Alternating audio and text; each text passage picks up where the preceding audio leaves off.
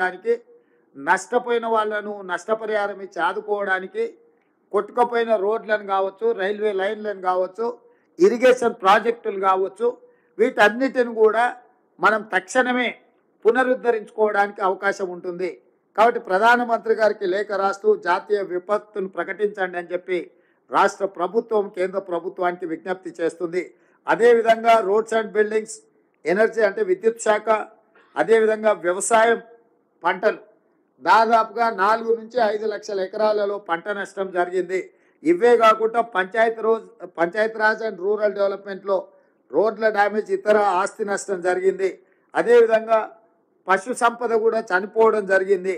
Municipal అడ్మినిస్ట్రేషన్లో urban ఏరియాలో including Hyderabad and Khammam, other municipal corporations and whereas in municipalities also we have lost heavy, we have affected heavily.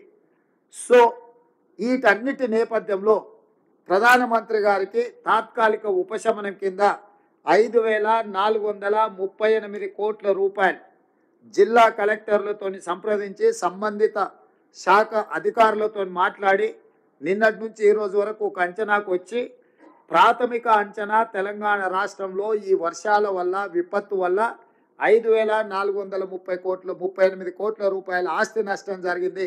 తక్షణమే కేంద్ర ప్రభుత్వం జాతీయ విపత్తు నిధుల నుంచి తెలంగాణ రాష్ట్రాన్ని ప్రజల్ని ఆదుకోవడానికి నిధులను విడుదల చేయాల్సిందిగా ప్రధానమంత్రి గారికి లేఖ రాయడం జరిగింది. నేను ప్రధానమంత్రి గారికి విజ్ఞప్తి చేస్తున్న ఈ విపత్కర సమయంలో కేంద్ర ప్రభుత్వం పెద్దన్న పాత్ర పోషించి తెలంగాణ రాష్ట్రాన్ని ఆదుకోవాలి. ఈ తెలంగాణ రాష్ట్రం యొక్క ప్రజల సమస్యల్ని పరిష్కరించడానికి మీరు ముందుకు రావాలి. నిధులే అడగడం లేదు, మీరు స్వయంగా తెలంగాణ రాష్ట్రంలో పర్యటన చేయండి.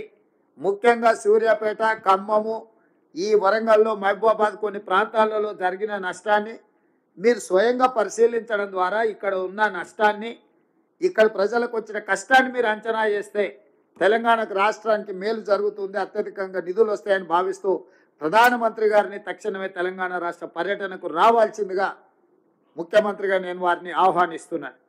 ఇవన్నీ కూడా రాజకీయాలకు అతీతంగా ఇప్పుడు మనం ఆలోచన చేయాలి. తెలంగాణ సమాజాన్ని, రాజకీయ పార్టీలను, స్వచ్ఛంద సంస్థల్ని, అదేవిధంగా ప్రభుత్వ ఉద్యోగులకు నా విజ్ఞప్తి ఒకటే, ఇది కష్ట సమయము.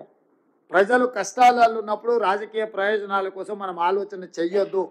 వ్యక్తిగత స్వార్థాన్ని వదులుకొని మనం చేయగలిగిన సహాయాన్ని మనం చేయాలి. ఒకవేళ మనకు సహాయం చేయాలన్న ఆలోచన లేదు, దేవుడు అలాంటి బుద్ధి మనకి ఇయ్యనప్పుడు ఫామ్ హౌస్లో మౌనంగా అయినా ఉండొచ్చు, విదేశీ పర్యటనలో విలాసవంతమైన జీవితాన్ని అయినా గడపొచ్చు, కానీ ఉత్తగానే ప్రజల మీద బురద చల్లడానికి ప్రయత్నం చేయకూడదు. ఈరోజు చంద్రశేఖరరావు గారు ప్రధాన ప్రతిపక్ష నాయకుడిగా, పక్క రాష్ట్రంలో కూడా ప్రధాన ప్రతిపక్ష నాయకుడు ప్రజల దగ్గర తిరుగుతున్నాడు. మా షర్మిల గారు గతంలో వర్షాలు వస్తే పక్క రాష్ట్రంలో ప్రజల దగ్గరికి వెళ్ళింది.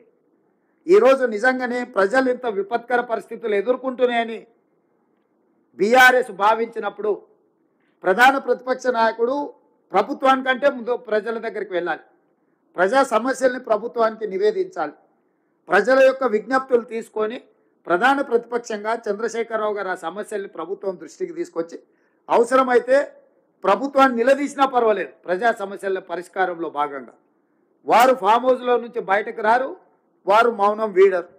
వారు ఎందుకు మౌనముద్ర వహించారో నాకైతే అర్థం కాలేదు. ప్రధాన ప్రతిపక్ష నాయకుడిగా మౌనముద్ర వహించడానికి ప్రధాన ప్రతిపక్ష నాయకుడు హోదా వారికి అవసరం లేదని నేను భావిస్తున్నా. రెండవది కేటీఆర్ గారు, వారు ట్విట్టర్లోనే మాట్లాడుతున్నారు. వారు ఎక్కడుండి మాట్లాడుతున్నారే?